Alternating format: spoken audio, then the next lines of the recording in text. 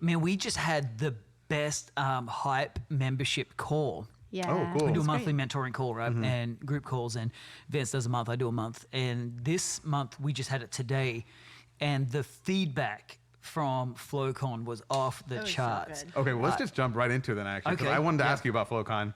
Yeah, But first off, I just wanted to welcome back Katrina's Katrina. back. Hey. Welcome back. Like a guest. Still alive. Like a guest, yeah. Now you're a special guest. It's an honor to have you on the pod. Wow, I feel that's like my voice is really hot. Is it too loud in your mic? No? Okay, no, good. that's just normal. Okay, it's but just me. Yeah. Funny story. Okay, while I'm back and Yeah. we're in this moment about me, Yeah. we joke about how Pastor Adam and my son actually have a text thread. Oh, whoa. And That's cool. Yep. he's 9 Yeah. and asks great questions like, He does. does Jesus go to every church every Sunday? Right? wow. And then Yeah. if I answer it, he's like, let me see what Uncle Adam would say. So Leo's a champ, and Yeah. he got a Apple Watch, and he's like, I can text from this. I'm like, well, text me. Yeah. And he does. Yeah. Oh, But it's not just like, sometimes it'll be like, hi, how's your day? I love it. But then he'll ask me some deep questions. Philosophical question. Yeah, Wow. it's great. But we'll joke because Pastor Adam will quickly get back to Leo. Not always to me. I mean, that's expected. I feel like that's So, yes, expected. I'm still I alive. see a text from Katrina, like, oh, not now. Not now. She starts texting from Leo's phone. She's like, So I got a Leo question. asking- yeah. So good. operational stuff. But FlowCon. Yes, FlowCon, please tell us. FlowCon How was it? Yeah. incredible. Obviously, So it was a beta conference, a beta test for a innovation, technology, faith conference, and I think it far exceeded our greatest expectations. The turnout was awesome. Our kind of our faith figure was, what if we get 200 entrepreneurs in the room? We end up with 350, over 350 people came out. The only negative feedback I got was it wasn't long enough. Yeah. Which is not really negative. Yeah, yeah. It's kind of positive. And we learned a lot. I think we had great voices on the panels, the sessions, the real innovative elements that were added in with, the Vision Pro, the Cybertruck, all the different cool factors that we had, and the networking. I've been talking to people who either got confirmation on an idea after talking to one of the panelists. People got some one-on-one mentoring out of that, and someone found their co-founder Oh, Yeah. wow. that they're That's going to awesome. start their company with. So great. incredible. So there's that kind of feedback that was so good and so special. And just today on the membership call to hear just how much our hype members got out of it. Yeah. Because a lot of them, they're on a monthly call together, but they haven't been together with each other in person. So to meet people, we had a beautiful special lunch for all the hype members. That was really cool as Yeah. well. And I think from start to finish, it was a huge success. So we're going to do it next year. Nice. Yeah. And we're going to scale it. I think this time we'll open up to 1,000 people. And longer? This is going to be... Yeah, we'll probably do it a little bit longer. Nice. There's a few things that I want to add in. I really felt the Holy Spirit speaking to me about a commissioning moment, where we lay hands on founders and pray because, in business, there is a lot of obstacles you have to overcome, a lot of practical obstacles. But then there's sometimes you feel like you hit a wall and you're like, hang on, is this spiritual? Yeah. Is this demonic? Is this something more than a natural, opposition? I'm just feeling like there's a spiritual thing.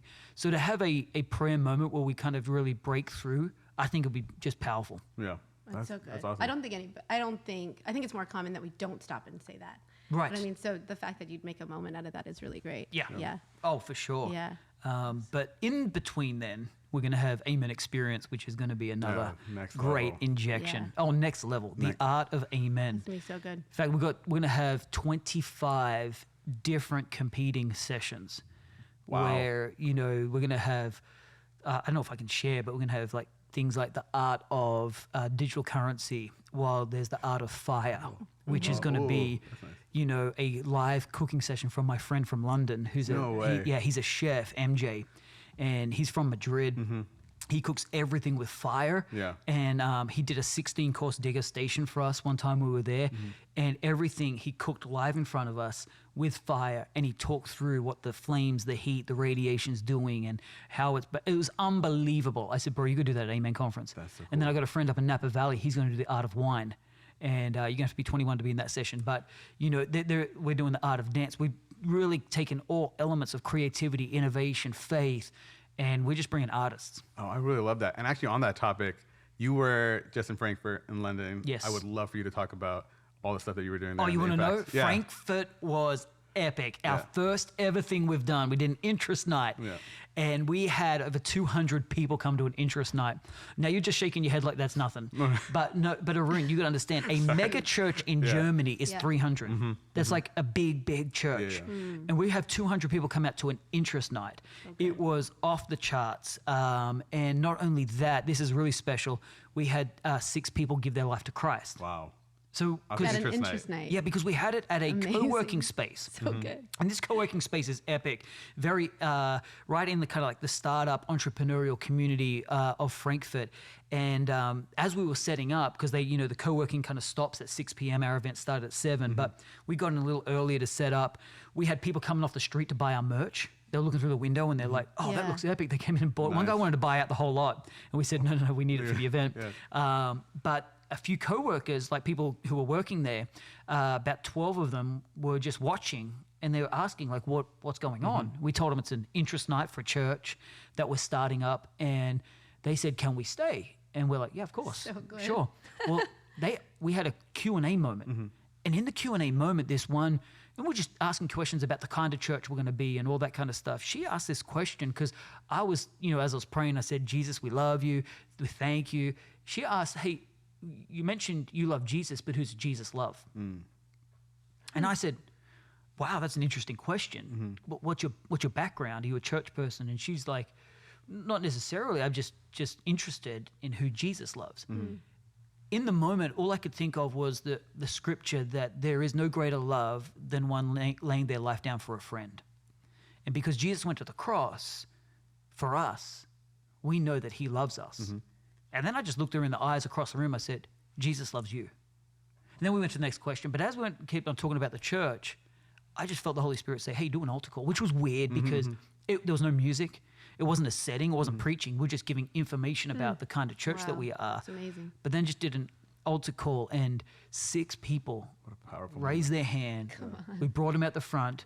They came down the front to where we were sitting and talking, and then they turned around and faced everybody else because they don't know, hey, you know, you're meant to face it. So that's fine. I kind of, you know, went with it. I jumped around, but it was great because everyone in the room got to experience what I see every Sunday, which is them having a moment with God and tears. And, you know, if that's the start, that's epic. If that's the first thing we've done in Frankfurt, I'm telling you, we're going to see revival in this church. Can you explain a little bit more about what these interest nights are? Is it just to get people to join the church, or now do people come in and are they a part of the early team as part of the church? Yeah, that's such a great question. We're ultimately setting our first, because we're putting things out on social media. There's a lot of chatter, a lot of people interested.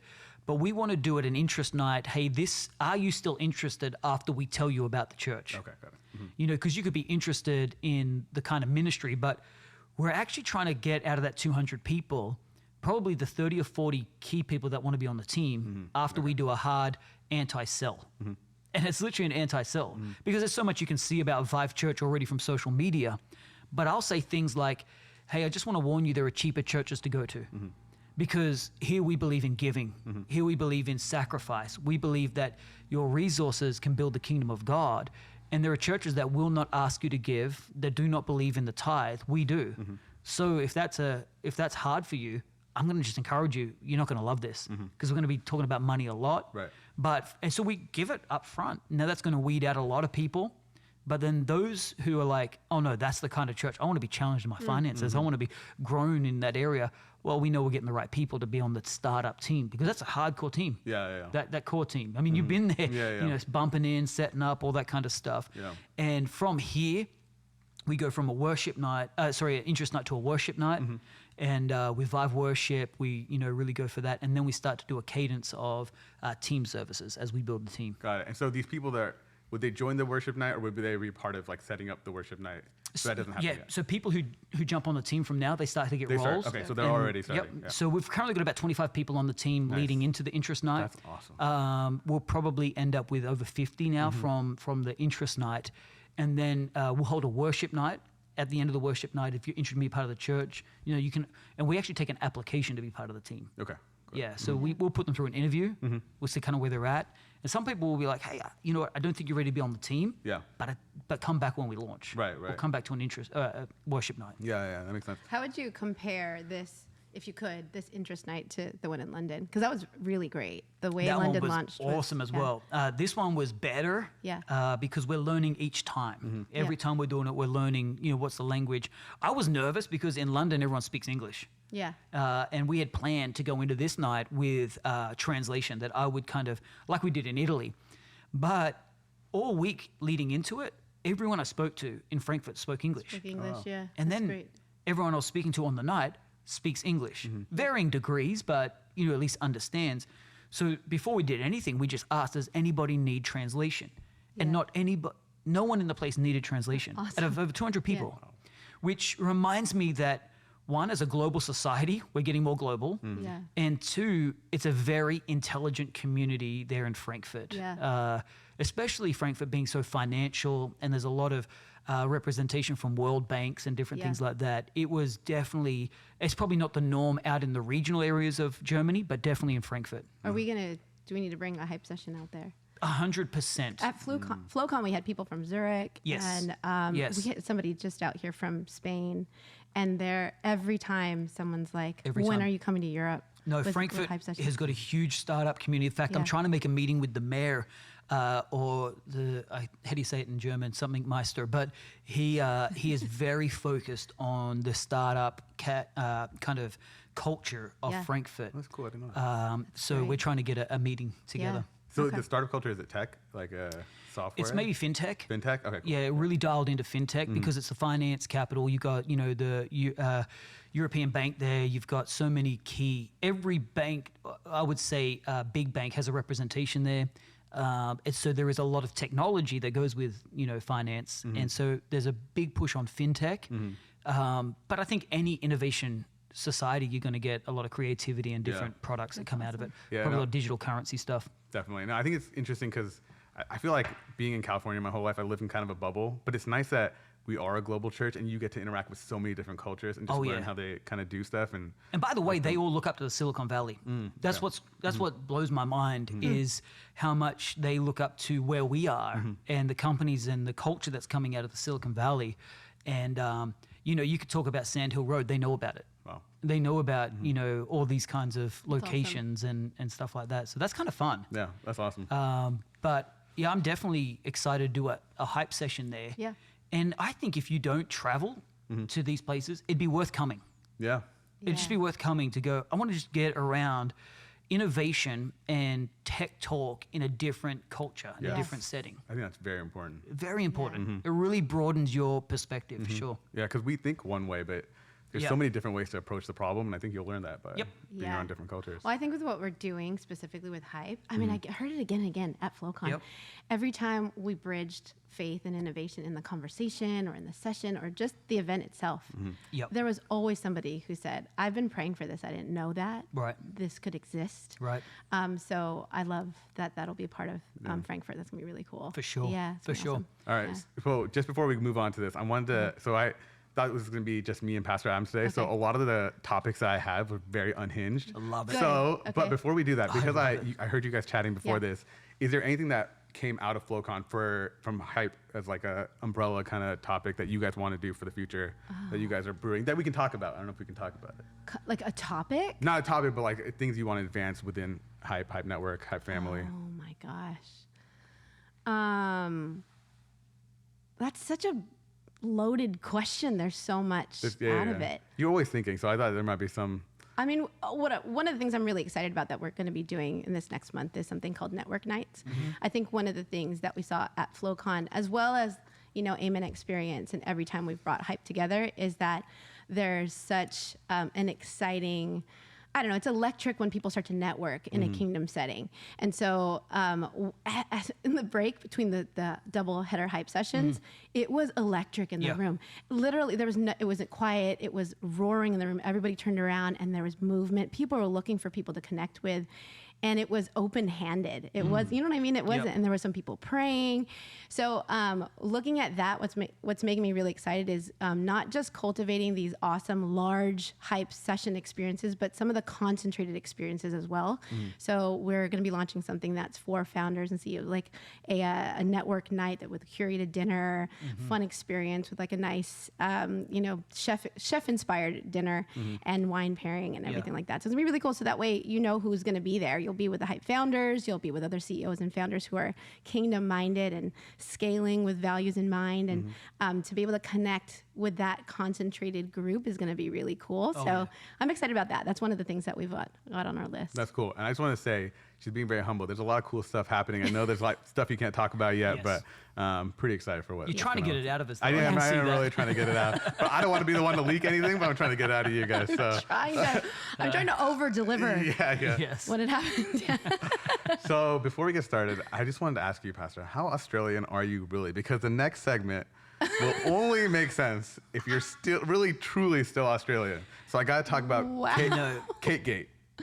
Have you heard about this? I have heard about Kate Gate. Okay, cool. So Kate Middleton. Yes. So this is what I heard. Kate Winslet. Not Kate Winslet.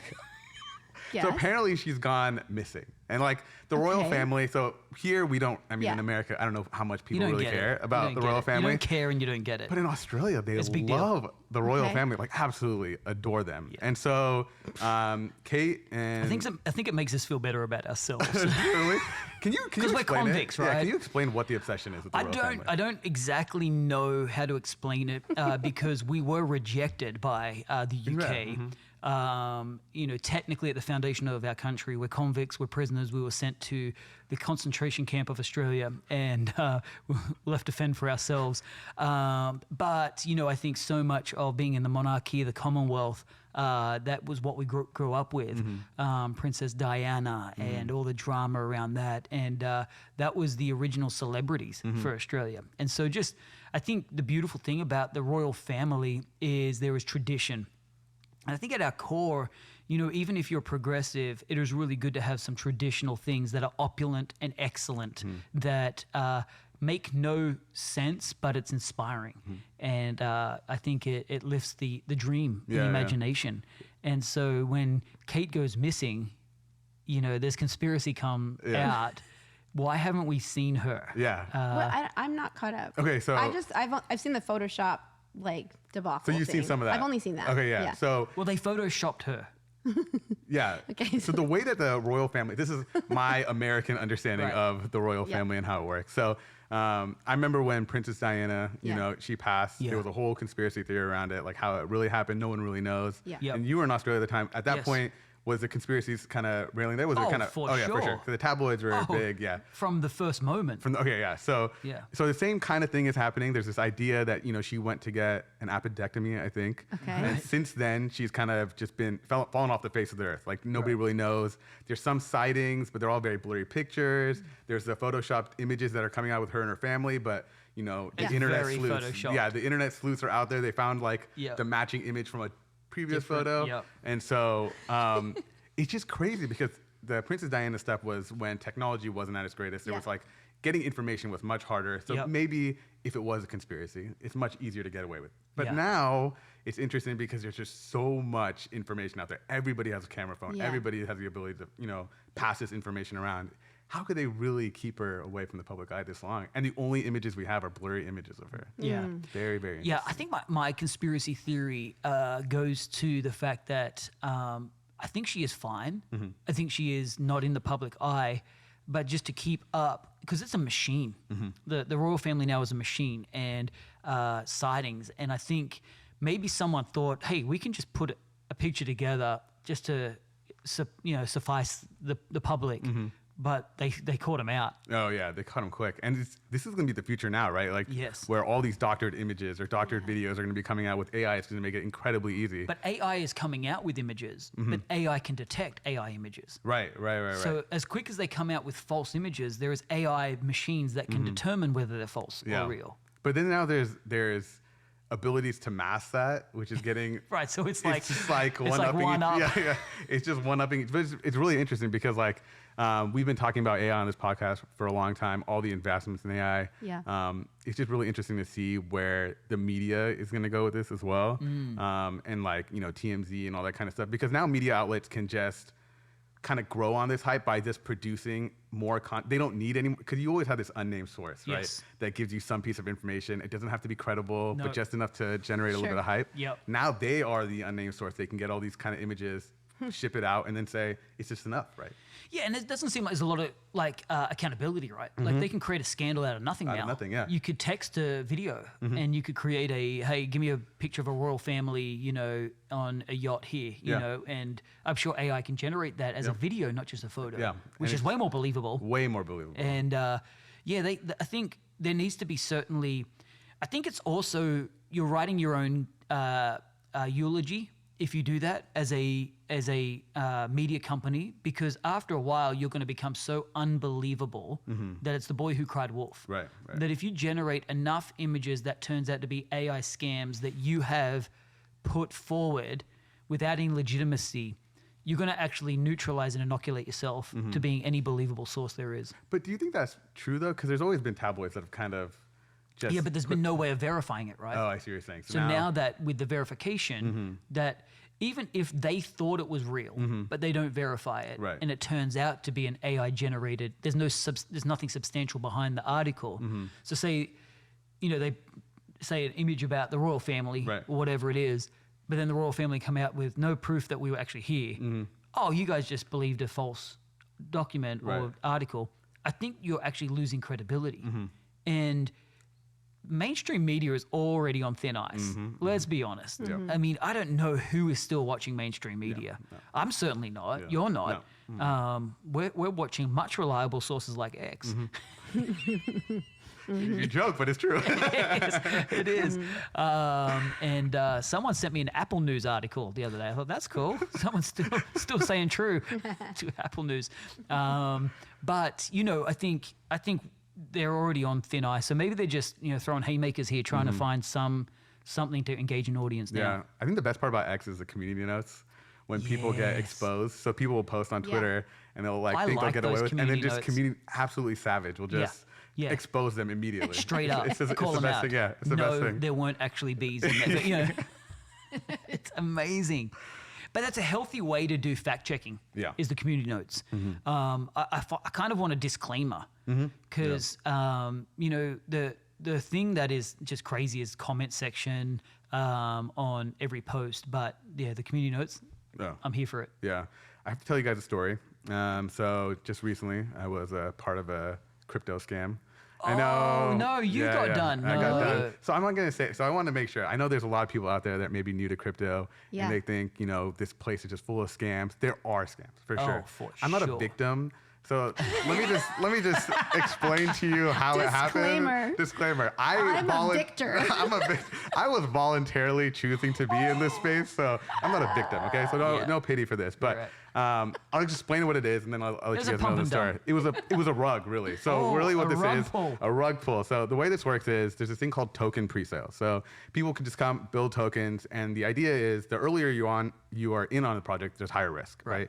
So But there's these- high reward. High reward, exactly. And so the reason is you take this gamble because if I can get in early Yep. and it is kind of, a project that works out, you're going to be able to make the rewards. Yep. So you do put your feelers out there. And I've been in this space since 2017. I've been a product. You're a lot pro. I've been rugged a lot. So I'm a pro at that. So I have been scammed a lot. And what a rug means is that you give your money or you give your tokens to this project. Yep. And then they just bounce. They take your stuff and leave. They don't give you anything back. Yeah. So that's what I was a part of. And it was interesting how this one happened because there's these so key opinion leaders. It's the people on X. When you're kind of following these people within a crypto community, it's very decentralized. And the thing that you trust in is really the community around Yeah. it, right? So you have these people that you trust. And if they believe in it, you can say, I believe in it. And that's where that trust factor comes in. And so this project had a lot of retweets on X by a lot of key opinion leaders. And this person that was doing the project was a builder for years on this project. So he was in it, he was doing hard work. It wasn't like a influencer like Right. Kim Kardashian was promoting it, Sure. has no Right. idea what's going on. He was a builder of the project. So you had this trust. And so they made away with $300,000 of like community money, but that's like a drop in the bucket of what like crypto money really is. And it really just made no sense as to why this person did that.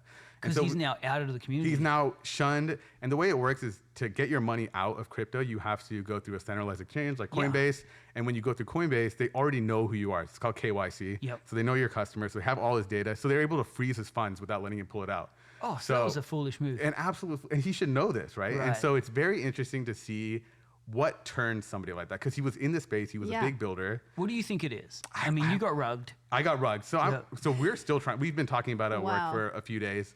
Like, what would turn this? He could have made way more money just being in the space, building, doing it the right way. But at some point, you know, the power got to him, or the power, or the money, or the greed. And then I think about it from the reverse, because the only reason I got into the project was the greed of being able to make quick money too. So it's like two sides of the problem. So it's just interesting to think about why these people, you know, even like a charismatic, we call them charismatic leaders in this space, because that's what you have to be on Twitter and like kind of promote these things. But why would they turn like that? You know, I think that there's probably a much deeper revelation in there. But I think at the core, what's true is there is no such thing as fast money. There's no such thing as quick money. And the crypto world, let's be honest, is a risky world that has, I think, so volatile because of the pump and dumps, the rug pulls. There's so much industry hurt. However, investors seem unharmed because you're like, oh, I'm smarter now. But there goes another rug. And you know, I think what we're seeing even with Bitcoin and the rise, I've literally been trying to pattern this out. I'm trying to look at, you know, over the last 5 years, we see that every spring quarter, there is a huge acceleration and then there's a drop. And so I think if that pattern continues, you got to look at what is happening with investors to get increases and then pull their money. It's definitely like a nervous child who's excited. I've got this, but then it's too much. I'm going to pull, and I don't want to be the last one to pull my money out. And so you've got this such a volatile market that really you have to play the safe long game. You know, you have to be a little bit risky. I think even investing in cryptocurrency is pretty risky just in and of itself. But can I get the most reputable coins and not look for a quick, make my dreams happen, you know, thing? Because I think unless it's a level of money that you really don't care about, which I don't know what that is for everybody. For me, it's very low because I care about all my money. Right, exactly. But I think you've got to go in with eyes wide open, like I could get rugged. And what motivates somebody, I think it's just that. I think they've reverse engineered it. Instead of me being the one to invest in a coin, let me be the one that people invest in. But maybe my profile is a fake profile. They're capitalizing on that human. It's almost like if you understand people and you understand how to read like how human psychology really works, you can do a lot of this stuff. GameStop. GameStop. The whole GameStop was a social engine. It wasn't a product quality. It wasn't the fact that GameStop, you know, is such a great industry leader in product. It was sentiment, you know, because we grew up with GameStop. It was such a familiar place to everybody in that millennial generation. We knew GameStop. We'd go there, we'd buy games, we'd trade games, all that kind of stuff. So to know the entity, but then to stick it to the man and to change the system, many people lost out big. They gained their gains, but because of the sentiment, social engineering of hold on, they lost all the money that they gained. And there are still people holding their GameStop stock, definitely, just hoping for the resurgence. And everybody's got different motivation, because in there are people who are true to the cause, and then people who are like, I'm just gonna get my gains. But talk about the power of community there. Yes. The power of, I mean, for good or bad, the power of having something to really come around. And it's still such a simple thing as diamond hands, hodl, like just terms that they can just hold on to and say, I'm a part of this. And it really was like, it's nice to make the money, but I think there was something more about, I'm a part of this community and we're all doing this together. These online entities I've never met before. But it's everyone such had a a breaking powerful point. thing. That's the thing. I think this guy should be definitely banned. I think anybody who does any scheme, but I think we're just gullible too. I think we want to believe. When it comes to, it's actually easy to sell a scam, I think, because you're appealing to an audience that are hoping for the best. Yeah. So the fact that you present this new coin, and if everyone gets in early, you're actually appealing to people who are already looking for something to invest in. You're not trying to convince somebody who's a non-investor to part with their money. You've got someone who's willing to give away money. And if it can just look like it's an opportunity, this is where pyramid selling scheme works. This is where, and everyone says, I wouldn't be scammed. Yeah. But people are clever. They have literally used orphanages to scam people and different things like that. I think this one he's played a semi-long game to build up a credibility within the community. Right. So I would be definitely looking for a new credibility factor. Yeah. You know what I'm saying? No, definitely. And I think the thing I was thinking about as well is, like, he might have been playing the long game, but what if, you just don't know with these leaders, right? Like, you could trust them for a long time, but something could have changed in their life that caused them to switch their motivations, right? Maybe he needed the money quick. Maybe he made another deal somewhere else. And then you gotta, I think there's a level of discernment that we get by being, in the faith space that we need to use. Does that even as help you? followers. I think so. Process the loss, like you were like, I oh was man, gonna he say- needed. I was gonna say, Yeah. you've got a narrative going. That You've got a few narrative lines here. Is that your way think of? about it, yeah. That's how I explain it to my You're wife. so empathetic. Jesus actually says, puts it this way: they didn't take my life; I gave it. And I love that position, and that no one could take from me what I've already given away. And I think that in life, whether you've been cheated in a crypto scam or you've been robbed in a relationship or something like that, I think if you live with an open-handed perspective that I'm going to give things away, it takes a lot of the sting out of someone stealing something from you. That's good. Because, you get your wallet stolen and you're going to go through the trouble of getting everything back. Maybe they took some cash that was in there. It hurts, really hurts when it's stolen. You feel robbed. Yeah. But I'll give away more money than gets stolen from me. But the fact that I gave it actually changes the dynamic of the feeling. Yeah. It goes from, either stinging or actually joy. Yeah. And so I love that Jesus said, no one took my life, I gave it. Yeah. I laid it down. Yeah. It was a joyful thing. Yeah, sorry. Do you want to go? No, I was going to say, do you think there needs to be a refinement of understanding the difference between faith and fate here, because I think you just said those of us who are in the faith space, like it's a little bit easier to, you know what I mean? Like how we understand things, but you're touching on so many things around like relationship. You didn't have a relationship to the guy. And so you're trying to like make a narrative. Yeah. But I know that I don't know. I think about that, how we approach things, whether it's in that space of crypto or even in who we're following or, whatever. And I think we often make, I don't know, speculation based on what we think is faith. I don't, you know what I mean? I feel like a lot of Christians, if I should say that, they're easy to scam. You know what I mean? Yeah. Because they're already in a believing position. You're in a believing That's what I was position. saying. Like Yeah. you were already in a position to give away money. Not give away money, but risk money. You had Right. you had a risk budget that you were willing to invest, and you're pretty risky already. So in that realm, you're pretty a high candidate for getting scammed, as opposed to the person who puts their money under a mattress because they don't even believe in the bank account. You know what I mean? Like on the scale, you're already right up at the potential, rug pulley guy. Yeah, dang. But I love that you're creating a narrative to support, to make he it really easier. needed the money. Yeah. He really just had needed to some bail. help. Yeah. He got scammed. He got a change So in he character. scammed you. Right. So now you've got to scam somebody. Yeah. Is that how the line No, goes? that is not how that works. That is not how that works. I would just think about like that. Like you can't just blindly trust anybody, right? Even if they were once trustable. I think it was what I was trying to get at. But I don't know if that's just like a very Ooh, cynical way of thinking that sounds about it. a little cynical. Yeah, I don't want to get there, but it was like, does that discernment always have to be there, even if it's from somebody that you once used to trust? I think you need to discern. Discernment is learned. So now that you've been scammed, you're deeper in your discernment. Yeah. So discernment is not like a natural gift. I think ignorance is sometimes natural because if you've never been hurt before, you've got no reason to flinch. But the fact that maybe you've been hit causes a flinch or causes you to have enough distance to not be within reach of the hit. And I think that's how you develop a discernment, whether it's investing, finding your partner. You want to learn the language of a betrayal. So when you know the language of a betrayer, I know that tone. and that's where discernment comes in.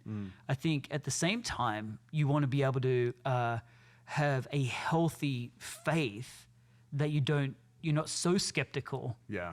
that, you don't actually trust or try. Yeah. Yeah. You have to have trust.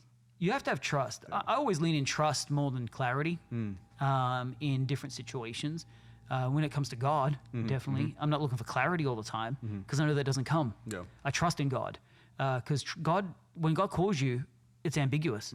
Yeah. He does. When God called Abraham, he just said, Abraham, go, leave your family, leave your country, and go to a place I will show you. And Abraham wasn't like, okay, cool, well, where is that place? And then, no, it was like, I just got to leave. And on the going, God shows. And so there's a lot of ambiguity in trusting God. If you're waiting for clarity, guess what? You're going to be waiting a long time. Yeah, that's true. And on the topic of waiting for clarity, humanoid robots, Katrina, you shipped us some exciting. videos. I'm very excited. You sound scared. Me and Pastor Adam were very excited. We were pumped. We were pumped. Yeah. I'm ready for our humanoid assistant to come in, I change don't the know. cameras. I've seen lots of episodes of Westworld. Westworld. From the very beginning. I think what I'm excited, yeah, you're right, but I think I'm excited because it's a robot, Yeah. I'll have no problem giving it demands. Yeah. Yeah. But even Interesting. with my staff members, I'm probably really bad in the employee because I don't give staff members enough or what I could potentially give them. Task out. Yeah. Yeah. I know Interesting. people who work underneath me give more tasks than I do. Because I'm always managing people's level, what I'm asking. Can I just do that myself? Yeah. All that kind of stuff. But with a robot, I'll be like, I need a sweet tea. Come on. Wait, can you touch on that? Because you've chatted about being a challenger. Yeah. So it feels like you would be. I mean, I've never been tasked, Yeah. directly by you, but maybe. I just know that some people will give menial tasks, no problem. Yeah. But I just don't do that. Okay. I think I challenge people and I give them robust tasks, but not menial tasks. Got it. I just think menial tasks are belittling, and I'm treating you more like a servant than an employee. Interesting, yeah. And it just goes against who I am. So I'd rather go and grab my own thing and order my own lunch Right, and all that right. kind of stuff. So even when I've had assistants, I don't have an assistant any longer because even when I had an assistant, I had a hard time like having them book a flight for me. Right. Yeah. Right. Because they'd be like, hey, should I book that flight? I'm like, I already did it. Because I don't think menial tasks are what I want to hire for personally. I want to hire for major loads. Right. And I want to Yeah. give people a whole department and I want to grow that. I'm not trying to free up my little menial tasks because that breaks up my world sometimes, the monotony of doing just big things as I can look after stuff. So I'm terrible with that. And I'm not saying I'm right. Right. I'm just saying I'm There's terrible a space at for it. both. I'm assuming is what you're Yeah. trying to say. But with a robot, Oh yeah. oh man, I could definitely command a robot without any feelings. Will you give context? Because there's probably people listening to this that don't understand what we're talking about. Yeah, Give yeah. context to what So everyone is. there's a few companies that Yeah. already have been working on Tesla. Tesla's been doing robotics. Yeah. It's basically the embodiment of AI, right? So you want to be able to do natural language queries to Yeah. something and then not have to do the action yourself. So you'll have Yes. a physical robot that can say, clean my dishes, it'll go clean your dishes. Yeah. So the one that you sent us was Figure.ai. Yeah. And so they have a mission for, accessible humanoids for the world. Yeah. With safety on the mind, Just as weirds much me as out they that can. it's a humanoid, but yeah. Yeah, I don't know if I like that terminology. You really not? Yeah.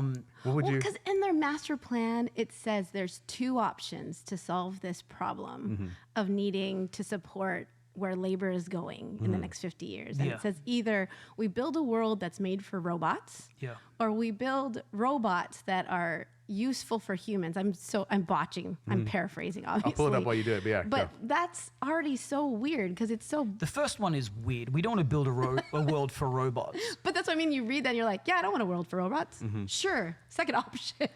Yeah, the second option is the better option. But I think, Yeah. I think the biggest argument is, are robots going to take jobs, right? Are these going to put people out of work? Yeah.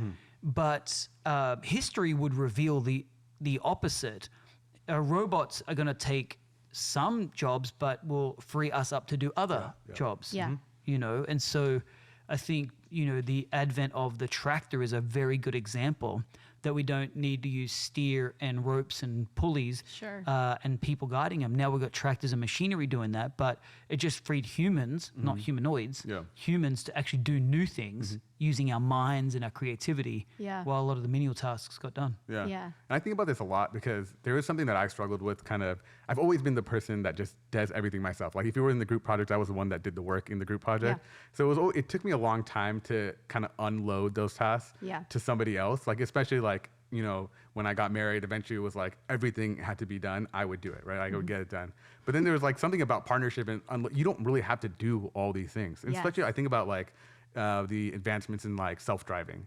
Like if we had all that time where we didn't have to drive anywhere, we would just have extra time, right? And you can just think about these for all these. If I never had to research to book another flight, I just said, I want to go from this place to this place, and I just get the best. Right. Yeah. You know, these smaller tasks, like you're saying, if they were fully automated, we would just have more time to do I agree. other stuff. What do you need a robot? No, like no, a no, I physical think- robot exactly. to do it? That's my question. I think I'm down that's for the it. scary part is the humanoid. Okay, so if I get excited about it, but then I think about, is there going to be human attachment to a physically shaped human robot that, for all intents and purposes, is obvious a robot, but in the physical shape of a human. Now, for functionality, I understand Got it. Okay. You know, when the functionality of arms, walking, stairs, all that kind of stuff, it's very hard to replicate something useful that isn't humanoid in shape and style, right? And so doing the task of a human, having the limbs, and if I was, I'd be making them with 8 fingers, not 5, because like more thumbs would be so handy, you know what I mean? But, you know, we're working within a humanoid style. Are we setting up for people to create attachments? Yeah. So when that breaks down, is there loss? Yeah. You know, even though there's no soul, Yeah. but have they formed an attachment to the humanoid? What was that? Oh, you sent me an article. Yeah, you want to talk about it? There's a performance artist. I forget. I think she's in Denmark. I don't know. I sent you the article of a woman who is going to marry her hologram. Her like AI created a hologram. Yeah. So I mean, they're the fringe freaks, right? That I'm not talking Absolutely, about. I'm talking about the mass people. Yeah. Oh, you Who's think gonna that have people that aren't, they would fall attachments to these humans? I have a tendency to think that, you know, okay, so I was watching a documentary on the flight back yesterday, and it was on Moldena. I was really intrigued because we're planning a church there, and it was this guy who grows cheese. Okay, and I would love to get this guy for Amen because he was talking about the relationship with the cheese as he's building the cheese. What's his name, just in case? Maybe we can get him. I can't remember. Oh, I'm okay, gonna have to don't worry, I'll look but, it up. Yeah. but he's an epic, like he has this big cheese factory and they birth cheeses is what they talk about. Like the cheese is a baby. And in its early stage, he talks to the cheese and is like, you're a baby now, but you're going to grow. But it sounds so weird when I put it back, but they're so into it. Is it That could be it. That could be the guy. Massimo, what is it? Maybe. Bottura? Bottura. It sounds like Nice, him. with the accent? Yeah. It was epic. Yeah. I had a big education, and long story short, it was so funny though how involved he is with the complexities of the aging and the development of the cheese. It's like a life cycle. Yeah. So he's talking to the cheese, and he's like, you have to be tactile with it, you have to pat it, you have to encourage it, and it sounds ridiculous, but here he is treating cheese like it's alive. Yeah. So if you're treating cheese like it's alive, Yeah. Yeah. you're definitely going to, after a while of relying on a humanoid interacting every day. And That's very true. let's be honest, that'll probably be the primary interaction for a lot of people, or majority of the time, as if there's not going to be some kind of reliance attachment. Yeah. You know, I think that happens, like if you think of it as like a pure assistant at your house, Right. Yeah. they're there all the time. The one that's constantly there listening to all the stuff to, you know, be a proper assistant. You're the one, like you said, first form of contact. Yep. A little bit scary. A little bit Yeah. scary now that I think about that. Well, and 'Cause- it's assigned a voice that does sound empathetic to your questions. Yeah. And that's what's really interesting because up until now, everything that's automated has a very neutral voice. Like you call and you hear on the hold line or whatever, you get in an elevator and any machine that has a voice used to be called Fred, and Fred would just read you a message and it was just really monotone. But the humanoids have a voice that sounds like us and it responds with tonality and it understands what you probably need to hear with that tonality. And that to me is that's interesting. Do we need that when you're I think I'd having want to. tasks? I think I'd want to program my humanoid to be like a soldier. Yes, sir. Yes, sir. Yes, sir. You know what I mean? Yeah. Just Like, very can you much. get me a tea? Sir, yes, Yeah, sir. yeah. That's That's No actually fillers. smart because Yeah. then you could always I have an army then. again watch Westworld. It's very scary. I haven't seen this show that you keep referencing, but I mean, Yeah. Westworld, Black Mirror. If you want to Yeah. see what this Don't might watch look it. like, Yeah, it's don't cool to watch it. see what like. Well, you don't watch it. Well, I don't know. Is it It's not a scary? very kingdom-minded movie. Oh yeah. That's true. But it is. It's like a zeitgeist kind of conversation Yeah. to have around that space because it is like you can't tell who is human and who's humanoid. Yeah. And anyways, it's very deep. But it's cool Yeah. to see what the creative mind, when they think of the future and they build an image of what the future looks like, Yeah. and then the world kind of catches up to that. It's interesting to see that intersection of where the creative mind does, and then we just kind of follow into that because we've seen these robots like in movies, and they look exactly like how they look now when we actually build them, right? Yeah, no, we have. Right. And Yeah, so it's like it's life interesting, imitating right? art. Right. So it's like if the art didn't Especially exist, with what would it Neuralink. look- Yeah. Are we becoming more robotic? Tinfoil hat. I mean, let's put the tinfoil hat on. My dad got 2 new knees recently, so he's robotic down in the knees. But you know, with the Neuralink and the enhancements, human enhancements is what Yeah. we're talking about.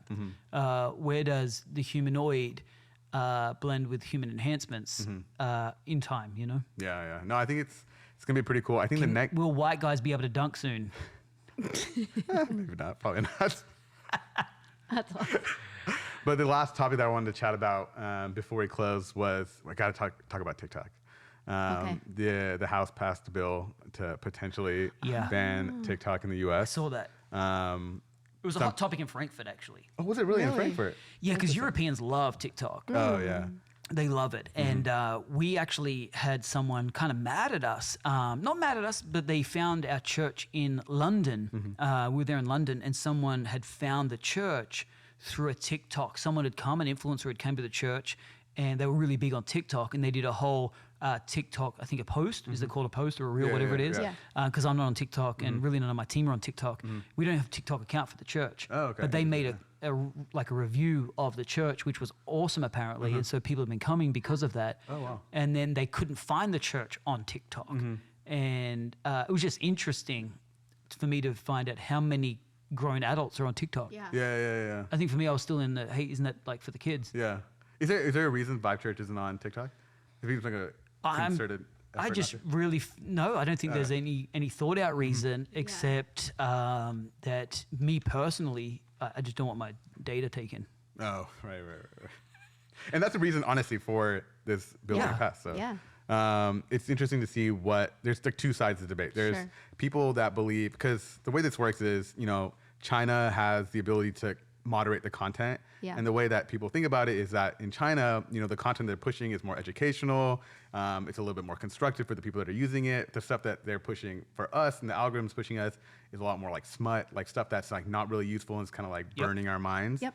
But that's fact, right? That's been proven. I don't know if has it been proven? I should have double checked that. Yeah. I know it's been a lot. It's talked about by a lot of people that I trusted before, but now I got to be a little bit But you've more. been Yeah, rugged. I got to be a You've little bit been more rugged. careful. Yeah. I've been rugged now, so now I got to be a little bit more careful. I didn't do the research myself, so but there's You a used to little be bit- so bold. Yeah, now I just said anything, but yeah. But I think that's Not true. a victim, not Oh, a yeah, victim. not a victim though. Yeah. But that is true. I think that is it's mostly believable. true. Yeah, it's believable. Let's Yeah. say that. That's Yeah. really well said. But I think there's two paths that can go here, where it's now they can either divest the company, they can have a U.S. entity, and then we can control the data. Or if they're not willing to do that, it might open up to the fact that there's clearly something that that was going on there, Sure. and prove the fact that they didn't really want to. Obviously, it's a very difficult process to Yeah. like divest and find an entity in the U.S. that will run this. So. I mean, let's keep the tinfoil hat on for a moment. Okay, cool. Now that's on. We can say whatever. Because I think when we think about it, it's very hard to be believable in the American government too at the moment. To think, do they want the best for the people, or is this a foreign company that has got so much traction that they're not getting any piece of the pie? And so by creating a narrative that they're stealing your data, that forces their hand to actually sell some of the company that they are marketing to millions and millions of Americans, and do they at least get a piece of the pie? Because if the content doesn't change, Yeah. well then, Yeah, right, okay, right. well that was evident. That So you don't just think wanted it's money. the direction really is to protect the American people from? Well, I said I have my tinfoil hat on. What I'm saying is with the hat on. with the hat on. Potentially not that. Because I haven't seen really anything from our current government that has done any benefit for We the should do American more of people. that. We should do more of that. Yeah. We need more of this. Like I'm Yeah. of the mindset, if there's something from a higher level that you could do to protect the American people from themselves a little bit, you know. Yeah. Right. But there's like But isn't that what? there's a balance between that and The freedom, laws right? are for. And so you know we have freedom in this Yeah, but country. you got to understand too. I mean, there is a lot of platforms that aren't approved in China. Like Yeah. there's many platforms that we have here that China just straight out banned. Banned, yeah. And most Chinese people don't know about them because they're never available, Mm-hmm. right? But China have definitely banned them. We have had a pretty open market, and does that make us susceptible to companies? I don't know why companies need to have access to so many elements of your data and your phone and devices and that kind of stuff, but they do, and they promise that they'll never use them. Yeah. But okay, Yeah. great, rug Yeah. time. You don't know who's going to pull the rug Right. later.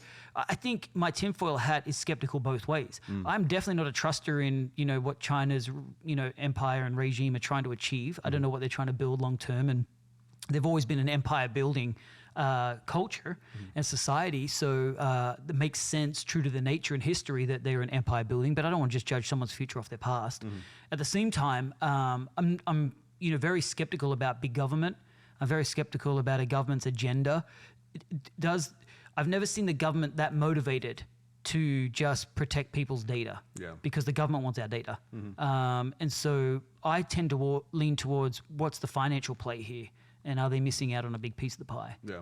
Especially just because of our current government. Okay, when I read about the Biden scams and how much money they took from, all these deals they've done overseas, it makes me really find it difficult to believe that the current government would be endorsing anything that would be just beneficial for the people. Especially when I see how the government controlled COVID and how they're dealing with the border crisis and all that kind of stuff. It doesn't feel like America first. Right. Yeah. It feels like line their pockets first. I mean, have you seen on Twitter, like follow Pelosi's investment accounts, No, I right? haven't seen this. So you can follow Nancy Pelosi's in stock investments, Okay. and it's a surefire win. Oh, I've seen Yeah. some Yeah, stuff yeah, about It's a this. surefire win because there's insider trading that Yeah, happens yeah. on Congress, right? So Congress level, there is no rules where they can't invest in companies that they're making rulings on. They just so happen to be so lucky investing in a company just before something big comes out publicly. Right. And so what people did, because there's no legal way of stopping this, or it's not corrupt, it's not technically corrupt, even though it's morally corrupt with insider trading, people now just follow their investment account, and they're making huge money off just doing the trades that she's doing. Yeah. So they've set auto trades. Yeah. To whatever she buys, they buy. Whatever she sells, they I've sell. seen some of these posts on Twitter, Yeah. but I always thought, there's no way it's that easy. But now I gotta go follow these. You gotta follow these I gotta accounts. follow these accounts. This is not financial advice, Yes, by the do way, your own research. but we've got the NFA. tinfoil hat on still. Right, and anything goes with the tinfoil Yeah. hat I'd on. say there's a through line here around trust, because you trusted somebody and then you got rugged. But then we ended up with trusting Pelosi. I'm just trying to help. We're trusting the listeners corruption here. is true. But I think it's the mistrust that we're trusting. Yeah. Right, that's true. God, You it's know, deep. Oh, There's levels man. to this. There is levels. We're trusting the mistrust. We're trusting the fact that human nature will always try and scam. And so when something big comes out, like let's ban TikTok, the people I've seen the maddest are obviously the TikTok influencers. Yeah. Yeah. They're so mad because they built a whole career Yeah, livelihood, on TikTok. doing, and it is livelihood. I'm always very skeptical of influencers. But they're making wait.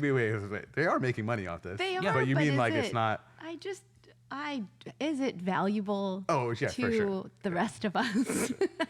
Well, I Not think all it's of it. force Some of it fed might to be. us, right? Yeah. Unless you actually follow them, it's Yeah. force fed somewhere on your feed. Yeah. And so it's valuable to marketing companies. Sure, yeah. It's valuable to the individual getting the checks for their account. But I really have little sympathy about their big crocodile tears when the platform that they've monetized for so long is Yeah. at threat. Like they want me to rally around supporting them Yeah. just to get more money. I think a great ingenuity moment to find something new. That's that side of it. Yeah. At the same time, I really want to, if I took the tinfoil hat off, I would definitely side with let's protect America, Yeah. protect American interests, protect American people, if it was that simple.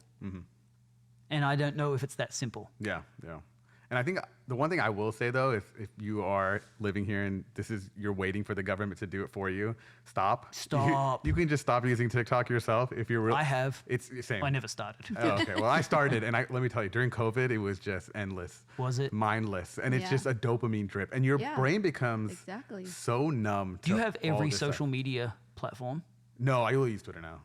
You don't use Instagram? No, I don't know. I have it for like messaging and stuff, but I don't really like post on Instagram or anything like that. Oh, okay. Yeah. Mostly, I'm just consuming on Twitter. Is that because you don't want to post, or you just like? I don't know. It's just like the time involved. Twitter is way more enjoyable. It really is. Because it's informational. It's informational. It's not like you're just. I think Instagram got weird. Yeah. In the sense of there was a social dynamic with Instagram that is tiring. Yes, yeah. Because it's people you selectively follow that you know. Yeah. And I feel like there's social pressure to like their posts. And so it creates this anxiety around social pressure, like, hey, I see you, double tap, great job. I don't want to be thought to not seeing you, especially as a pastor. Yeah. But then it's like, oh man, I can't keep up with that social anxiety. So X has zero of that. Yeah. I don't like any post. I don't repost it unless I see it as valuable. And then I just consume. Yeah. Yeah. And I get to stay up to date. Yeah. I get my good fix of conspiracy theories. Yeah. And it's very enjoyable. Yeah. Everything you want. You know, we have so many. informational. I know we have so many listeners that are like in the Hype Network that are founders. Like some of the people on our calls who are founders, they're entrepreneurs. I'm thinking about the questions they had on the call of already having so many plates to spin in their life. How involved and informed should they be? Because all of these topics, I'm like, yeah, I didn't know about Kate Middleton. Right. And I don't know. But But that's not going to enhance your life one Definitely bit. not. no, so, but how much? That's a minus for Twitter. How Kate much Gate. around TikTok and stuff like that? I mean, how involved should you? Because that stuff moves so fast, right? So for the rest of our hype community that may or may not know everything about this, how involved do you? Look, I think it's a discipline. Do you make rhythms for being, for knowing what's relevant? Do you like? Make I'm going to space get vulnerable. Yeah, Okay. go for it. We're on the flight home. Okay. And you got me and my wife. Now, I start the flight putting in a good solid 3 hours of work. I'm on the computer.